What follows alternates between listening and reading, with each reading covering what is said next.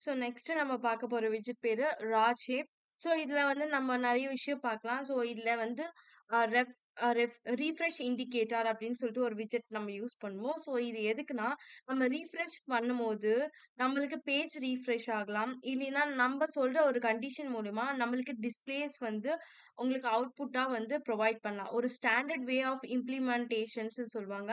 இது பேசிக்கா என்ன எந்த பேட்டர்ன்ல வரும்னா புஷ் டு ரீஃப்ரெஷ் அப்படின்னு சொல்லிட்டு ஒரு பேட்டர்ன் இருக்கு. அந்த பேட்டர்ன் வழியா உங்களுக்கு டிஸ்ப்ளே ஆகுற மாதிரி இருக்கும். ஸோ எப்படி வந்து இதை கிரியேட் பண்ணலாம் அப்படின்னு சொல்லிட்டு இப்ப பார்க்கலாம். ஸோ ஃபர்ஸ்ட் நம்ம என்னோட கிளாஸஸ்ல என்ன டிக்ளேர் பண்றேன்னா மை ஸ்டேட். ஸோ இந்த மை ஸ்டேட்ல என்னோட வேரியபிள்ஸ் வந்து ஐட்டமா இருக்கணும். ஸோ இந்த ஐட்டம்ல என்ன டிக்ளேர் பண்றேன், ஐட்டம் 1 ஐட்டம் 2 பேசிக்கா 2 ஐட்டம்ஸ் வந்து டிக்ளேர் பண்ணணும். ஸோ இதுதான் என்னோட ஸ்டாண்டர்ட் டிஸ்ப்ளே.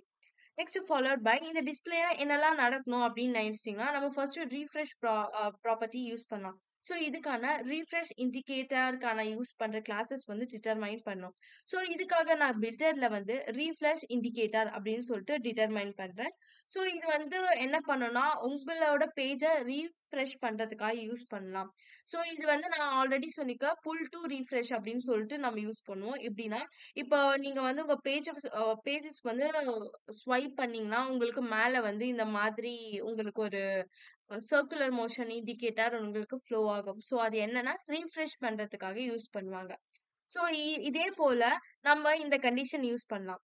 ஸோ இந்த கண்டிஷன் யூஸ் பண்ணாலும் உங்களுக்கு ஏதாவது ஆட் பண்ணணும் அப்படின்னு நினைச்சீங்கன்னா நம்ம வந்து இந்த மாதிரி ஆட் பண்ணிக்கலாம்னா ஃபர்ஸ்ட் நம்ம பேசிக்கா ஐட்டம் 1 ஐட்டம் 2 நான் 2 ஐட்டம் கொடுத்துருக்கேன். நான் எப்பெல்லாம் ரீஃப்ரெஷ் பண்ணனோ எனக்கு இந்த ஐட்டம்ஸ் வந்து இன்க்ரிமெண்ட் ஆகி இன்னொரு ஐட்டம் ஆட் ஆகணும். ஃபார் எக்ஸாம்பிள் இப்போ பேசிக்கா 2 ஐட்டம் இருக்கு. நீங்க ரீஃப்ரெஷ் பண்ணீங்கன்னா ஐட்டம் 3ன்னு ஆகும். மறுபடியும் ரீஃப்ரெஷ் பண்ணீங்கன்னா ஐட்டம் 4 அப்படின்னு சொல்லிட்டு இன்கிரிமெண்ட் ஆயிட்டே போணும். ஸோ இதுதான் நம்மளோட கான்செப்ட். ஸோ இதுல நம்ம 2 விஷயம் பார்க்க போறோம். ஒன்று ரீஃப்ரெஷும் இன்கிரிமெண்டேஷன் ப்ராசஸ் பார்க்க போறோம். ஸோ இந்த ரீஃப்ரெஷ் இண்டிகேட்டர்ல நான் என்ன பண்றேன்னா ஆன் ரீஃப்ரெஷ் அப்படின்னு சொல்லிட்டு சிங்க்ரோனைஸ் பண்றேன். ஸோ இது என்ன பண்ணணும், இது வந்து உங்களோட கால்பேக் ஃபங்ஷனை ட்ரிகர் பண்றோம். எப்பல்லாம் நீங்க வந்து உங்களோட ஸ்க்ரீனை வந்து புஷ் பண்றீங்க, ரீஃப்ரெஷ் பண்றீங்கோ, அப்பல்லாம் ஒரு கேசஸ்ல உங்களுக்கு வந்து ரன் ஆகும். ஸோ இது என்ன பண்ணணும்னா இந்த மாதிரி கேசஸ்ல ரன் ஆகும். ஸோ இதுல அவைட்டட் ஃபியூச்சர் டிலேட் அப்படின்னு நான் சொல்லி கொடுக்குறேன். இது என்ன பண்ணா ஒரு ஏசின்க்ரோனஸை ஸ்டிமுலேட் பண்ணும். அந்த ஆப்ரேட்டர் ஐ மீன் டாஸ்க் 1 செகண்ட்ல வந்து உங்களுக்கு உங்களோட டிஸ்ப்ளே வந்து டிஸ்ப்ளே ஆகிறதுக்கான கண்ட்ரோலிங் ப்ராசஸ் நீங்க இங்க குடுக்குறீங்க. நெக்ஸ்ட் உங்களுக்கு என்னதான் உங்களுக்கு டிஸ்ப்ளே ஆகணும், என்ன கண்ட்ரோல் ஆகணும் அப்படின்னு சொல்லிட்டு நீங்க நினைச்சுன்னா, இது போல எனக்கு டிஸ்ப்ளே ஆகணும். ஸோ இங்க வந்து நான் இன்ட்ல நெக்ஸ்ட் ஐட்டம் சொல்லி குடுக்குறேன். ஸோ இதுதான் நம்மளோட கரண்ட் ஐட்டம் பேரு. ஐட்டம் சொல்லுவாங்க. நெக்ஸ்ட் ஐட்டம் வந்து நம்ம நியூவான டிக்ளேர் ஆக ஐட்டம். இது என்ன ஆகணும்னா, என்னோட கரண்ட் ஐட்டமோட லென்த்த இண்டிகேட் பண்ணி கூட 1 ஆட் பண்ணிக்கோ அப்படின்னு அர்த்தம். ஃபார் எக்ஸாம்பிள் ஐட்டம் 2 இருந்துச்சுன்னா, இதுதான் ஐட்டம் 2 அதோட லென்த் வந்து 2 பிளஸ் 1 வந்து 3. ஸோ ஐட்டம் 3 அப்படின்னு சொல்லிட்டு உங்களுக்கு டிஸ்ப்ளே ஆகும். ஸோ நெக்ஸ்ட் ஃபாலோட் பை நான் என்ன யூஸ் பண்றேன்னா, அது எனக்கு டிஸ்ப்ளே ஆகறதுக்காக இந்த மாதிரி ஐட்டம் டாட் ஆட் அப்படின்னு சொல்லிட்டு நான் வந்து டிஸ்ப்ளே பண்றேன். ஸோ ஸ்டேட் மாதிரியே நடக்கணும். ஸோ இதோட முதல் கண்டிஷன் முடிஞ்சாச்சு. நெக்ஸ்ட் என்னோட சைல்ட் ப்ராப்பர்ட்டில அந்த ஐட்டம்ஸை வந்து நான் டிக்ளேர் பண்றேன். ஸோ இது வந்து எப்படி டிஸ்ப்ளே ஆகணும்னா யோ இதெல்லாம் ஒரு பேடிங் கண்டிஷன்ல டிஸ்ப்ளே ஆகணும். ஐ மீன் பேடிங்னா நம்மளுக்கே தெரியும். ஒரு சம் திங்ஸ் ஒரு கண்டெய்னர் வந்து நம்ம டிக்ளேர் பண்ணும்போது பேடிங் வேல்யூ வந்து ஃபோர் வேல்யூஸ்க்காக நம்ம டிக்ளேர் பண்றோம். ஸோ பேடிங் வேல்யூ டிக்ளேர் பண்றோம். ஒரு பாக்ஸ் மாதிரி உங்களுக்கு கிரியேட் ஆகும். அதுக்குள்ள தான் ஐட்டம் கவுண்ட் வந்து உங்களுக்கு டிஸ்ப்ளே ஆகணும். நெக்ஸ்ட் வந்து சைல்ட் லிஸ்ட் குடுக்குறேன். ஸோ இதுல என்ன ஆகும்னா டெக்ஸ்ட் வந்து டெக்ஸ்ட் வந்து டைட்டில் அப்படின்னு சொல்லிட்டு குடுக்குறேன். அது எந்த கலர்ல உங்களுக்கு ஆகணும்னா கிரே கலர்ல எனக்கு டிஸ்ப்ளே ஆகணும்னு சொல்லிட்டு நான் குடுக்குறேன். ஸோ இதுதான் உங்களுக்கு எப்பலாம் நீங்க ரிஃப்ரெஷ் பண்ணீங்கன்னா, இந்த மாதிரி கிரே கலர்ல உங்களுக்கு இன்னொரு கண்டெய்னர் ஆட் ஆகும். ஸோ இது பேடிங் மெத்தட்ல உங்களுக்கு ஆட் ஆகும். நெக்ஸ்ட் ஃபாலோட் பை பேடிங் சொல்லிட்டு 5 அப்படின்னு சொல்லிட்டு உங்களுக்கு டிஸ்ப்ளே பண்றேன். இப்போ உங்க ப்ரோக்ராம ரன் பண்ணி பார்த்தீங்கன்னா, உங்களோட அவுட்புட் வந்து இது முதல்ல ஃப்ளோ ஆகும். ஸோ இதுதான் வந்து பேசிக்கான ஐட்டம் 1, ஐட்டம் 2ன்னு விசிபிள் ஆயிருக்கு. ஸோ எப்பலாம் உங்க ஸ்க்ரீன வந்து இப்படி ஸ்வைப் பண்றீங்களோ, ஐ மீன் வொர்க்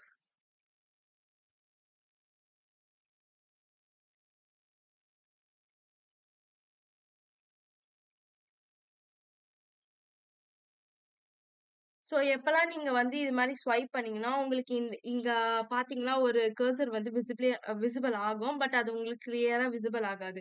ஸோ அந்த கண்டிஷனுக்காக நம்ம நெக்ஸ்ட் என்ன யூஸ் பண்றோம்னா, ஒரு கலர் விட்ஜெட் வந்து யூஸ் பண்றோம். அதோட பேக்கிரவுண்ட் கலர் எனக்கு ப்ளூவா விசிபிள் ஆகணும் அப்படின்னு சொல்லிட்டு ஆ பண்றேன். ஸோ என்னன்னா, நம்பளோட சர்க்குலர் மோஷன் இண்டிகேட்டர வந்து நம்மளுக்கு வந்து டிஸ்ப்ளே பண்றதுக்காக யூஸ் ஆகும். ஸோ இப்போ உங்க ப்ரோகிராம ரன் பண்ணீங்கன்னா, you can get the output like this. இப்போ நீங்க ஸ்வைப் பண்ணீங்கன்னா, உங்களோட சர்க்குலர் இண்டிகேட்டர் சேஞ்ச் ஆகுறது பார்க்கலாம். ஸோ நீங்க இப்போ வந்து ரீஃப்ரெஷ் பண்ணீங்கன்னா, you can get the output like this.